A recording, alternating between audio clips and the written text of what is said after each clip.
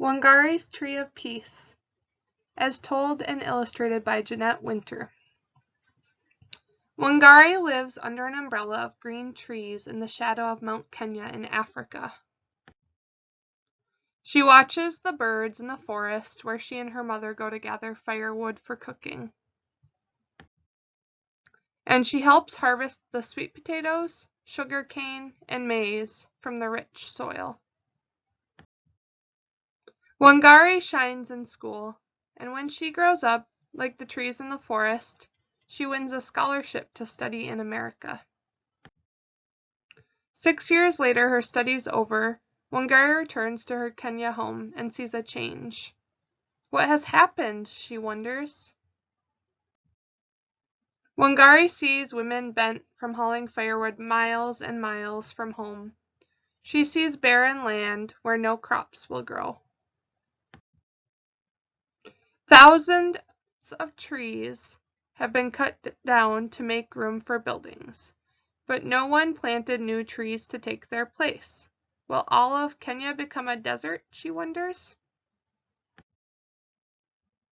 Wangari thinks about the barren land. I can begin to replace some of the lost trees here in my own backyard, one tree at a time. She starts by planting 9 seedlings.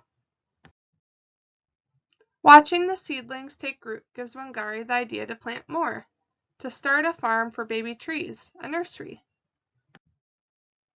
Next, Wangari convinces the village women that planting trees is a good thing. She gives each one a seedling.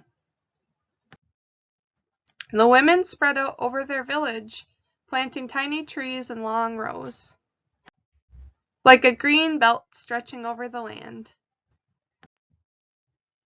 The government men laugh. They say women can't do this. It takes trained foresters to plant trees. Wangari pays them a small amount for each seedling still living after 3 months. Their first earnings ever. Word travels like wind rustling through leaves about the green returning to Wangari's village. Soon other women in other villages and towns and cities in Kenya are planting long rows of seedlings too. But the cutting continues. Wangari stands tall as an oak to protect the old trees still remaining. We need a park more than we need an office tower. The government men disagree. Wangari blocks their way, so they hit her with clubs, they call her a troublemaker and put her in jail. And still, she stands tall. Right is right, even if you're alone. But Wangari is not alone. Talk of the tree spreads over all of Africa, like ripples in Lake Victoria. More women hear the talk and plant even more seedlings in longer and longer rows. The seedlings take root and grow tall.